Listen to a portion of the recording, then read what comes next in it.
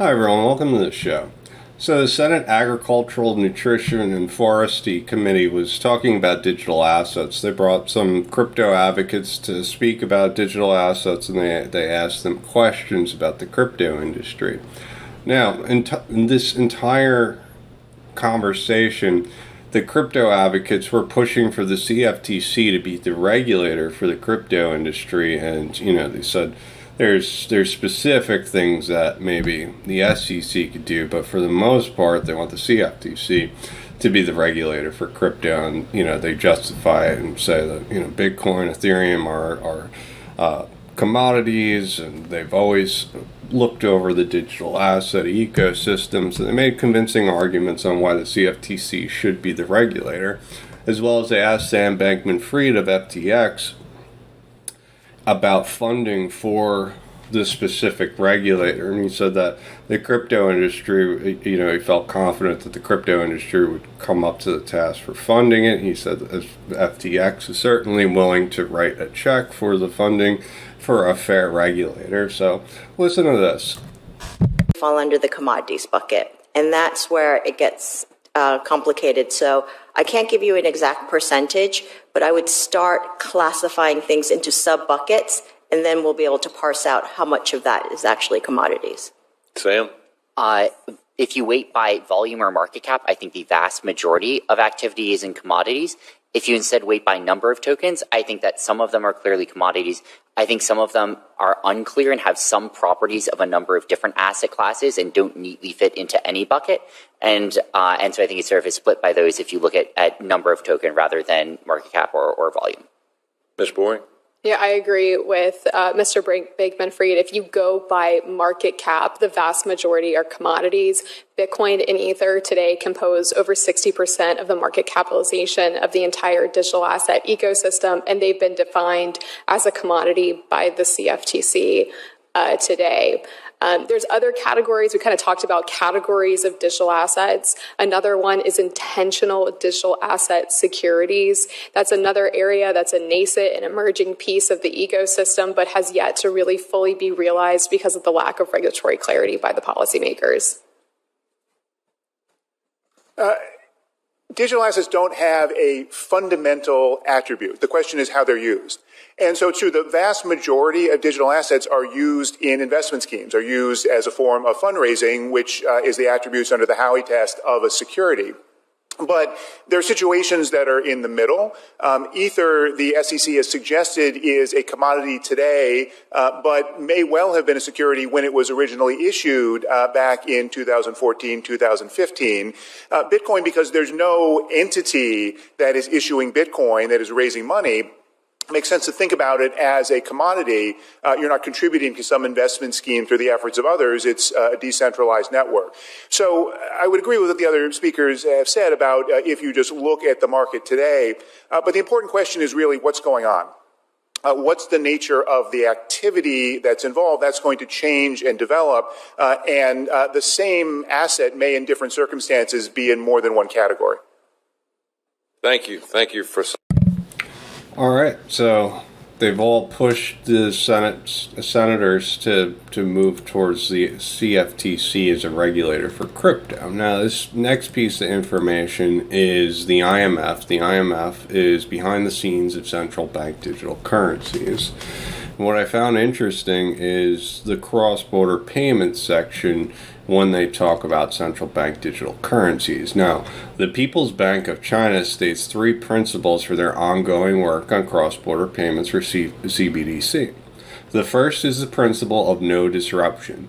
So no disruption, what they're talking about in this context is dollarization, euroization, these emerging markets, developing nations. If there were CBDCs that were global, they would take over the local currencies, and that's bad, right? So the People's Bank of China is pushing for a no disruption policy with cross-border payments. So, and they certainly don't want currency substitution. The second rule is that any CBDC for cross-border payments must be compliant with the rules and regulations of all the connected countries. So if we think about what Ripple's doing in the ODL context, or any crypto crypto company that's operating in some of these jurisdictions is they have to be compliant in order to operate, right? So everywhere that you see Ripple operating, that's a place where they're compliant with the laws and regulations, where they have liquidity, and where they're able to move funds. You know, you often hear the argument, well, a coin X, Y, and Z has zero fees, so why wouldn't everyone just use coin X, Y, and Z? Well, they are not connected into these countries. They're not following the guidelines. They don't have platforms that follow the guidelines. They don't have the liquidity. So that's not an option if none of those conditions are met. So the People's Bank of China also talks about interoperability across domestic CBDCs or between domestic CBDCs and incumbent payment systems rather than a single CBDC used for transactions on both sides of the border. The People's Bank of China thus prefers a system where domestic CBDCs are converted to other currencies as payments cross borders, right? So they're talking about getting rid of the model where central banks hold everyone's currencies, or banks hold all these different currencies. They're talking about a few platforms in between the CBDCs, right, where you'd be able to convert CBDC A for CBDC B, right? So that's what the Ripple and the XRP ledger is setting up to do. So hopefully it's one of those incumbents that's in between central bank digital currencies. I think it will be, but I don't know for certain. Now, Settle. Settle and Digital Asset join forces to create a regulated network for tokens. Now, the new protocol modeled on the Regulated Liability Network initiative first proposed by Citibank. Now, this is the Regulated Internet of Value. So it had a different name back here, but the Internet of Value, just that phrase, is a phrase that's often used by Ripple employees. Well, it's not really used too much by other companies, although it is used by other companies, other projects. They do use Internet of Value. It's not exclusive to Ripple, but I found that interesting. I also found what they're trying to do, right? So what they're trying to do is to make sure all the tokens are regulated liabilities. So it says that somebody is regulated to issue these tokens.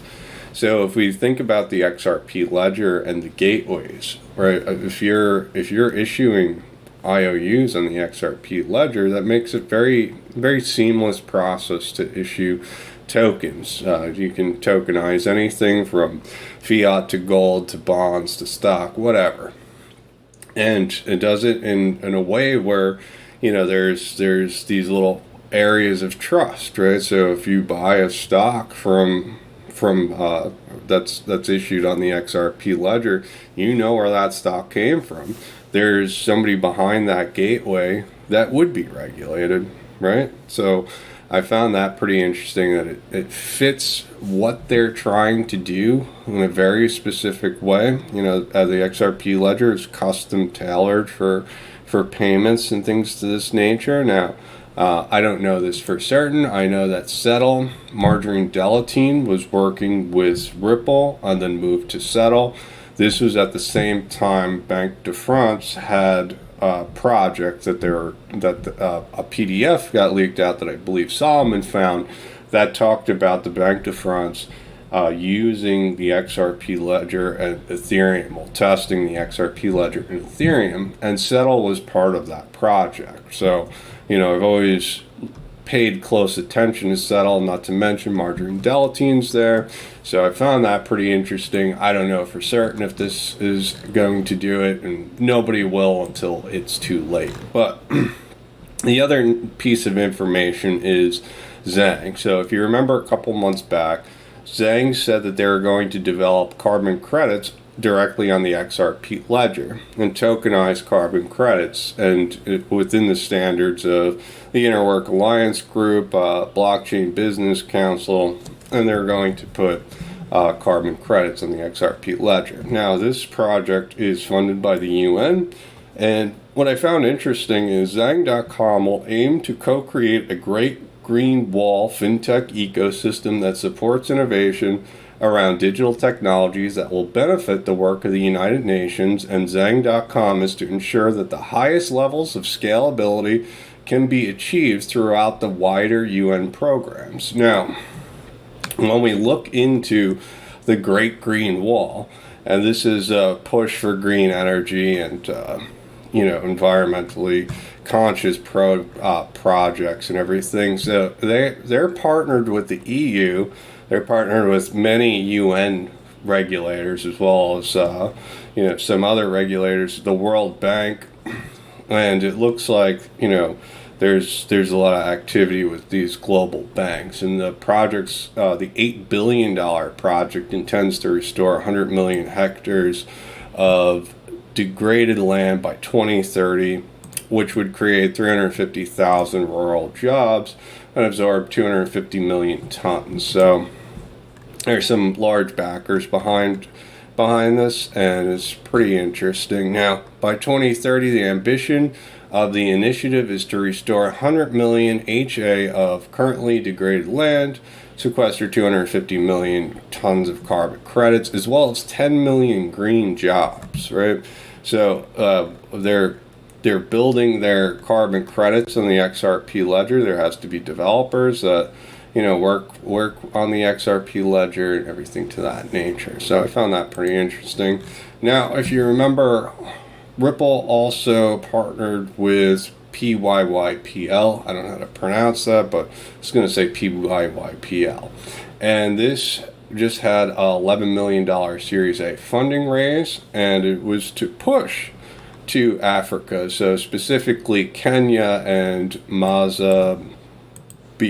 I don't know how to pronounce that, but so Kenya. So they're pushing towards Africa. So they're a UAE-based company, and they're trying to expand. And if you remember, Ripple and PYYPL debut a new first-in-market service in the Middle East. So they were ODL, which is eliminating pre-funding. All right, so this happened in the Middle East, and they partnered with Ripple for this technology. Now they're also expanding into Africa, which I found interesting.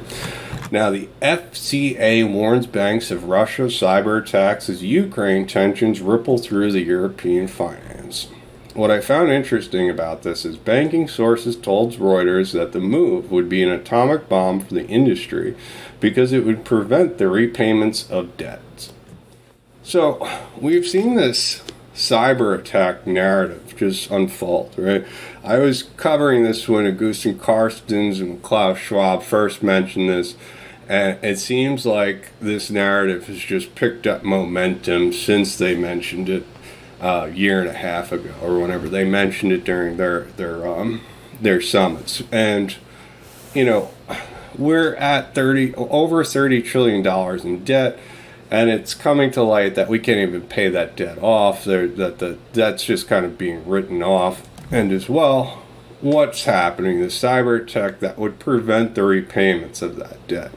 So, problem, reaction, solution. So I found that pretty interesting. Now, this is Perry Ann Boring. She was also in the Senate committee, and she's speaking on Bloomberg, which she also said, pretty much the same thing to the senators while she was there. So listen to this. Are vastly overblown. The majority of U.S. companies who are operating stablecoins that are backed 1-to-1 to the dollar, they're not leveraged.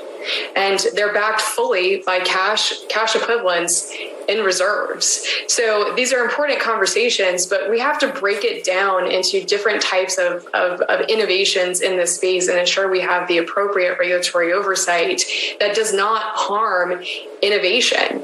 And that's a big part of our message of this regulatory fragmentation is not helpful. It's really holding back American global competitiveness. If businesses do not understand the rules to the road, if they do not have clear guidance, if if they don't understand who the lead regulator is in particular areas of this ecosystem, it's really hard to operate a business here. And that's why 95% of trading volumes, digital asset trading volumes, is happening outside of the US. Yet the majority of these products, the IP of these projects, is developed here. We're really missing out. And if we don't get a strategy, a regulatory strategy, and a unified strategy, it can make all the difference of what our future of our technical future looks like here in the United States. All right, it's an important conversation. All right, so if we don't get our act together, if the regulators regulate, the innovation is going to find elsewhere that's going to create jobs and opportunities somewhere else. And that's what she was telling the Senate Banking Committee as well. Now, this Tories pushes try for a plan to attract crypto investment. So in Canada, there seems to be some type of move to present law. So the Michelle Rempel Gardner is Canada's first legislative foray into the increasingly popular asset class. So it should be attracting billions of dollars of investment in this fast-growing industry. It is instead losing talent to Europe and the U.S. So she's saying the U.S. is even ahead of Canada. And it proposed Wednesday, but it has a low probability of being adopted by the government. So it seems like regulators are submitting bills in order to push for crypto adoption. Now, there's a bipartisan bill that would allow Tennessee to invest in crypto and NFT. So Tennessee is trying to invest the county's municipal funds into states, into states to invest crypto and NFT. So they're pushing towards, the state of Tennessee is pushing towards being able to invest in crypto. Tiger Global in the Philippines. So this is what I was getting back with the IMF is, these exchanges that are already set up are following the rules and the jurisdictional rules. So the Philippine Digital Asset Exchange, PDAX, has raised $50 million, and one of the investors was Ripple. The other was Union Bank, and Kingsway Capital, Jump Capital, Ripple. So I found that interesting. Now, the SEC advisor regulator should listen to the crypto community and open debate. Now, it says that J.W. Verrett, it's a professor, and as panel members, as a panel member that advises the Security and Exchange Commission Chairman Gary Gensler, Associate Professor J.W. Verrett of the Anton Scala Law School at George Mason University, has more than a passing interest in regulating crypto. And he says, but that's not really fair. Can you tell us which ones those are and which ones aren't? He said. But when you ask him for more guidance about what is and what is not a security, he says we don't give legal advice. I don't think that's a fair response. Honestly, it's not legal advice. I think it's just regulatory clarity. And I think that's the least we can expect from the regulator. A better approach, he said, is if you're a company registered with the CFTC, an independent agency that regulates the U.S. derivatives market, the SEC should keep hands off. And I thought that was pretty interesting. It looks like, more blowback towards the SEC. And it seems like most people have our context where, this is absurd that the SEC is not giving clarity and we're supposed to follow all this stuff. And if you don't follow crypto law, I believe this is John Deaton's law firm that has a Twitter account, and it's saying breaking documents released by the Empower US, which was the group that sued the SEC for the FOIA documents, the Freedom of Information documents. So the regulators are supposed to give, anything that would show anything unjust, and they're supposed to be transparent. Now, it's saying that they've found approximately 1,000 pages of records detailing communications between him and Simpson Thatcher while he was in office, responsive to the watchdog group's FOIA request. So during the call, Mr. Verdi and Mr. Tallarico asserted that the SEC has reviewed the record searches and identified an error with them, and after correcting for the error, had located approximately 1,000 pages of records responsive to the request. So they said that they didn't have the documents, but it turns out here that there was 1,000 pages of documents that didn't go noticed. Now, the other thing was the NFL lobbies the SEC on blockchain technology. So a disclosure report reveals that the NFL lobbied the Security Exchange Commission issued related to blockchain technology during July and December of last year. $600,000. It also spent $1 million on various government agencies and chambers, including the SEC. The NFL has also lobbied the White House office and Department of Justice. So I found that pretty interesting. You know, we're seeing that there's going to be some type of commercial on the Super Bowl with crypto, and they've been lobbying for blockchain technology. All right. So this last piece is an Ernst Young document. They're one of the big four. And it talks about the power of now real-time payments. And the report states that 70% of banks in APAC will adopt real-time payments by 2022, this year. And the Philippines, Indonesia, Vietnam, Thailand, Malaysia goes down the list, right? And these are the jurisdictions that, you know, Ripple seems to be more dominant in, so I found that pretty interesting. I hope you guys like the show. Please leave a comment below. Please like and subscribe. Thanks for watching.